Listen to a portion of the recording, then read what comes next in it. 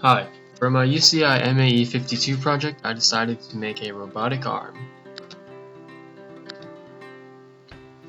So what I wanted to implement here was just to see if I can design some simple joints and then see if they'd work the way I'd want them to.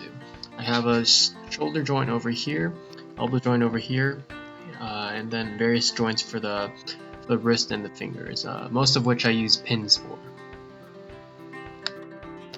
If we take a closer look at the hand, we see what I mean by the pin joints, and the purpose of those was just to simulate bending towards the palm. And for the wrist here, we have a joint that simply allows rotation of the hand about the lower arm.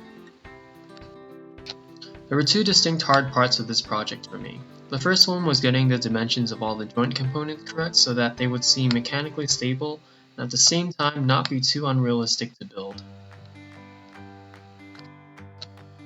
The next hardest part of this project for me was basically getting the shape and profile the way I wanted them to be for anything that wasn't a pin. So that included lots of creating lofted bases without any twisting curvature for symmetry, and also tons of 3D sketching, so lots of drawing on offset planes.